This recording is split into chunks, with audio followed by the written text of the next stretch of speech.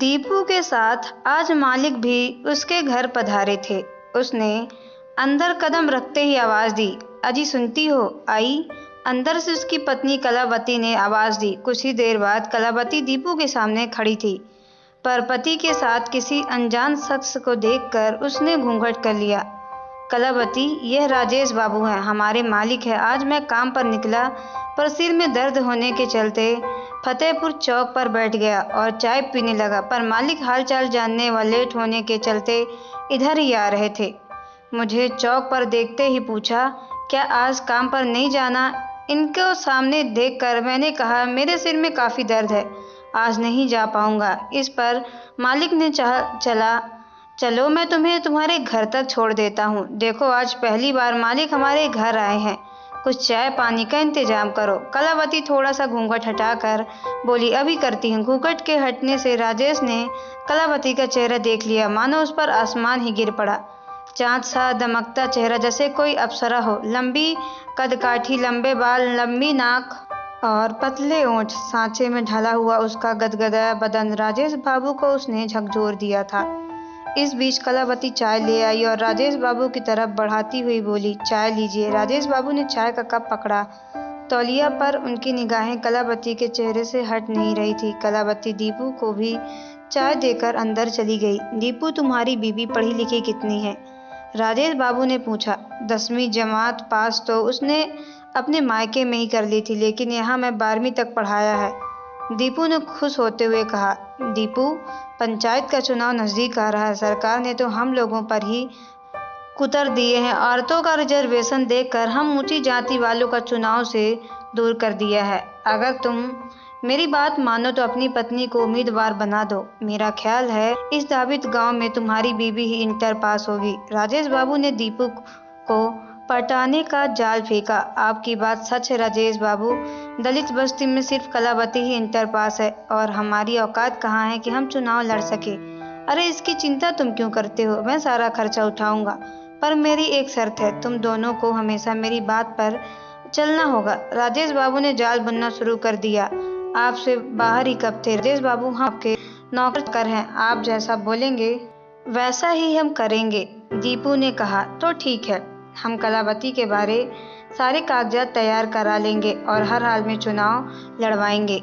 इतना कहकर राजेश बाबू वहां से चले गए। कुछ दिन तक चुनाव प्रचार जोर शोर से चला। राजेश बाबू ने इस चुनाव में पैसा और शराब पानी की तरह बहाया। इस तरह कलावती चुनाव जीतने में कामयाब हो गई। कलावती व दीपू राजेश बाबू की कठपुतली बनकर हर दिन उनके यहाँ दरबारी करते। खासकर कलावती तो कोई भी काम उनसे पूछे बिना नहीं करती थी। एक दिन एकांत पर राजेश बाबू ने घर में कलावती के कंधे पर हाथ रखते हुए कहा, कलावती एक बात कहूँ? कहिए मालिक। कलावती राजेश बाबू को हाथ को कंधे से हटाए बिना बोली, जब मैंने तुम्हें पहली बार देखा था उसी दिन मेरे दिल में तुम्हारे लिए प्यार जाग गया था। तुमको पाने के लिए ही तो मैंने तुम्हें इस मंजिल तक पहुंचाया है। आखिर उस अनपढ़ दीपू के हाथों की कठपुतली बनने से बेहतर है कि तुम इसे छोड़कर मेरी बन जाओ, मेरी जमीन जायदाद का मालकिन। राजेश बाबू, मैं कैसे यकीन कर लूं कि आप मुझसे सच्चा प्यार करते हैं? कलावती नैनों के बाढ़ उन पर चलाते बोली, कल तुम मेरे साथ चलो, ये हवेली मैं तुम्हारे नाम कर दूंगा। 5 बीघा खेत व 5 लाख रुपए नगद तुम्हारे खाते में जमा कर दूंगा। बोलो, इससे ज्यादा भरोसा तुम्हें और क्या चाहिए? बस राजेश बाबू, अगर आप इतना कर सकते हैं तो मैं हमेशा के लिए दीपू को छोड़कर आपकी हो जाऊंगी। कलावती फीकी मुस्कान से साथ बोली।